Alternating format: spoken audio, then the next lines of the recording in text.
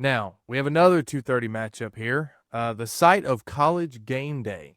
Can you believe it? I never thought in my wildest dreams I would ever say this. The College Game Day is in Tuscaloosa, not for Alabama LSU, not for Alabama Georgia, not for no, Vanderbilt, 16th ranked Vanderbilt, coming to Tuscaloosa to face number 10 Alabama at 2:30. Alabama is a 10.5 point favorite with a 74% chance to win. Who went first last time? Quinn. So we'll go Chase. Perfect. I actually kind of wanted to go first in this one. That is great. Um, I'm actually really excited for this game, but also I have to go back and make an apology. I haven't been able to do a lot of predictions this year, but early on in the season, I kind of talked about Vandy going to play Virginia Tech, and I was like, "Hey guys, this is where Vanderbilt, all the teams that they had at home last year that they were able to beat or play really close, they're having to travel to them this year, and we're back to regular Vanderbilt." And boy, was I wrong. Beating both Vanderbilt and South Carolina, I was extremely impressed. Definitely, Virginia Tech I think they were down at one point, and then came back and won by 24 points. So very successful game there. And then, yes, South Carolina did lose Lenore Sellers through that, but still a dominant win there. But now this is the true Virginia Tech was a small snack, I guess you could say. It's like, all right, here's a little taste. Alabama is the real deal. Because not only did you beat Alabama at home last year, just by 5, it wasn't a convincing victory, but you beat them. You took 20 minutes to storm the field, whatever, all 90 of your fans. But now you go to Alabama, who has at first this season, we're like, all right, Vandy might beat them by 30 after losing to Alabama lost to Florida State. Who knows? Now we just watched them go into the number 5 team's home and soundly beat them. I think that was the first time in 73 games Georgia had never led at any point in a game during a loss. So that's significant there. So you just held one of the best teams of the nation down on their home field. Alabama's ready to go. And let me tell you, Ty Simpson is absolutely slinging the ball, putting it wherever he wants to. I think at one point they were 10 of 12 on third down. This offense with Ryan Grubb has finally settled in and is playing some extremely good ball. And so now I'm in this rock and a hard place of, hey, but Vanderbilt's still showing their thing, and they're not off like I thought they were going to be. And Alabama's resurfaced as being like this giant again. So who do you kind of go with?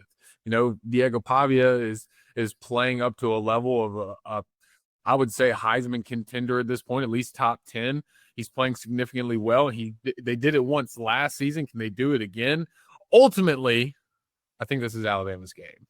Sadly, I have to say, but I think this is going to be a fun game.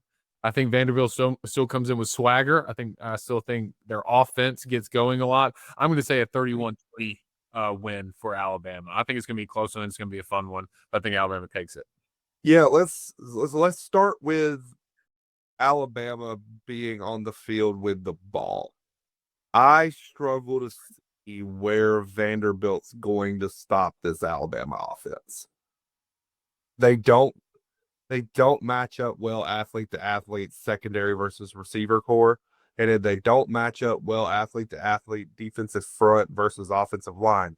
So if you're gonna pressure, we know you have to do in order to not get cut alive, you're gonna have to bring extra men for pressure. And if you do that, I don't trust your corners one-on-one against this entire Alabama receiver core. So I expect Alabama to score a lot in this game. So let's flip the field then, because the star of the show for this game is going to be Diego Pavia. How does he do running the ball against this Alabama front? Let's be real. Alabama, not good against the run. Gill doesn't look good against the run. I expect Diego Pavia to run all over Alabama, even in this game. The question is, can he consistently do it in this road atmosphere in a revenge game scenario for his opponent? I don't think so. I know they've looked super, super good with their comeback win on the road against Virginia Tech. Virginia Tech's not a good football team. They looked really, really good in wins over Charleston Southern, Georgia State, and Utah State. That's not out. And so then let's look at the one game where you can go, this was impressive. You went on the road and won 31-7 against South Carolina. After Lenora Sellers got hurt and the backup quarterback turned the ball over 3 times on his own side of the field, giving you short field position, allowing you to blow out, and then the game spiraled. So I don't know. I mean, look, this just feels like one of those games where there's an inferior team from a roster built perspective. Not that they're terrible. This isn't like old Vandy where they're just so bad outmatched. But to try and pretend like they match up man for man against Alabama is just if they don't. I feel like we're in for a pretty ugly game. I could see Alabama winning this game by 3+ possessions easier than I can see Vanderbilt winning the game. Let's put it that way. Yeah, I think that's probably the consensus whenever you talk to a lot of people. But this game is going to come down to the fact that I don't think anybody in the country can stop Alabama's offense right now. The way that Ty Simpson's humming right now, he's in rhythm. He's control of where he's placing the football. I don't know if anybody can stop Alabama's offense. But Quinn, you did mention something that kind of caught my eye, and that was, how bad Alabama is against the run. They're terrible.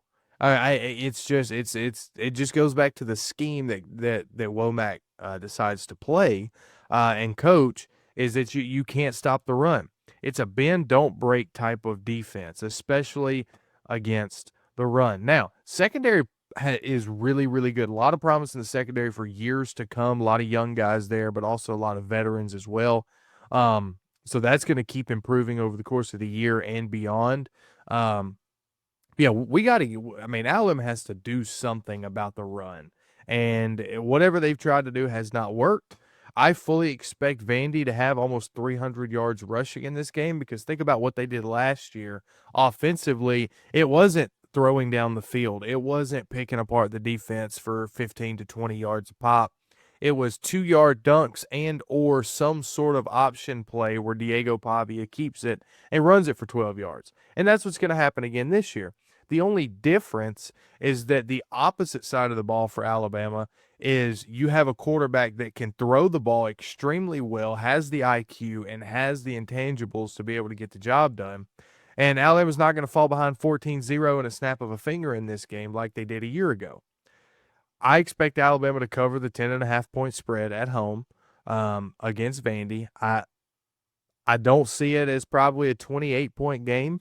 I think it's probably a 14-point win in what looks like a very competitive football game for 2.5 quarters, and then that's it. But I like the game days here. The revenge factor is going to be through the roof. I think the fans are going to be crazy. It's going to be a nice atmosphere at 2:30. So it should be a fun one to watch. I was going to ask, how crazy do you think the fans are going to be for a Vanderbilt game? That's nuts to me. And to think that this is going to be treated like, honestly, it's probably going to be an atmosphere similar to when like a ranked Ole Miss or a ranked Arkansas comes in. Absolutely. Absolutely. I think it will be. Which is wild to think about.